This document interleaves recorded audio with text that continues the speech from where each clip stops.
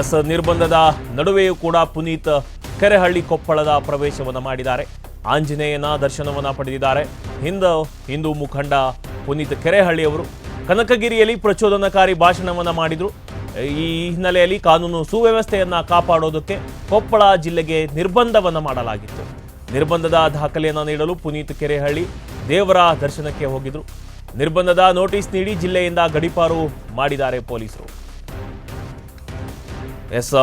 ಕನಕಗಿರಿಯಲ್ಲಿ ಪ್ರಚೋದನಕಾರಿ ಭಾಷಣವನ್ನು ಮಾಡಿದಂತಹ ಹಿನ್ನೆಲೆಯಲ್ಲಿ ಕೊಪ್ಪಳಕ್ಕೂ ಕೂಡ ನಿರ್ಬಂಧವನ್ನು ಹೇರಲಾಗಿತ್ತು ಪುನೀತ್ ಕೆರೆಹಳ್ಳಿ ಅವರಿಗೆ. ಈ ನಿರ್ಬಂಧದ ನಡುವೆಯೂ ಕೂಡ ಪುನೀತ್ ಕೆರೆಹಳ್ಳಿ ಅವರು ಕೊಪ್ಪಳದ ಪ್ರವೇಶವನ್ನು ಮಾಡಿ ಆಂಜನೇಯನ ದರ್ಶನವನ್ನು ಪಡೆದಿದ್ದಾರೆ. ಕಾನೂನು ಸುವ್ಯವಸ್ಥೆಯ ಹಿನ್ನೆಲೆಯಲ್ಲಿ ಕೊಪ್ಪಳ ಜಿಲ್ಲೆಗೆ ನಿರ್ಬಂಧವನ್ನು ಮಾಡಲಾಗಿತ್ತು. ನಿರ್ಬಂಧದ ದಾಖಲೆ ನೀಡಲು ಪುನೀತ್ ಕೆರೆಹಳ್ಳಿ ದೇವರ ದರ್ಶನಕ್ಕೆ ಹೋಗಿದ್ರು. ಇನ್ನು ಇದೇ ಸಂದರ್ಭದಲ್ಲಿ ನಿರ್ಬಂಧದ ನೋಟಿಸನ್ನು ನೀಡಿ ಜಿಲ್ಲೆಯಿಂದ ಪೊಲೀಸರು ಗಡೀಪಾರನ್ನು ಮಾಡಿದ್ದಾರೆ. ಒರಿಜಿನಲ್ ಕೊಟ್ರಿ ನೀವು, ಒರಿಜಿನಲ್ ಅಲ್ರಿ ಅದು. ಒರಿಜಿನಲ್ ಕೊಡಿ,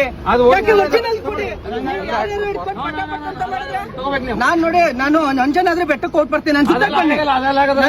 ದೇವಸ್ಥಾನಕ್ಕೆ ಹೋಗ್ಬಿಟ್ಟು ವಾಪಸ್ ಬರ್ತೀನಿ ಅಂಜನಾದ್ರಿಗೆ. ನೀವೇನಾದ್ರು ಇದ್ ಮಾಡ್ರಿ, ಎಲ್ಲ ಇದೆ ಓದಿ. ನಾನು ಹೇಳ್ತಾ ಇರೋದು, ನಾವು ಇಲ್ಲಿ ಅಂಜನಾದ್ರಿ ಬೆಟ್ಟಕ್ಕೆ ನಾವು ದರ್ಶನಕ್ಕೆ ಬರಬಾರ್ದ?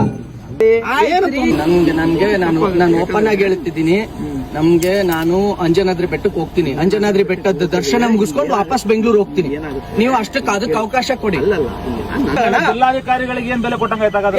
ಜಿಲ್ಲಾಧಿಕಾರಿ ಅದೇ ಹೇಳಿದ್ದು, ಸರ್ಕಾರ ಐತೆ ಅಂತ ಹೇಳಿ ನೀವು ಕೇಳೋರು ಜಿಲ್ಲಾಧಿಕಾರಿಗಳು ಪ್ರೇಯರ್ ಮಾಡ್ತಾರೆ.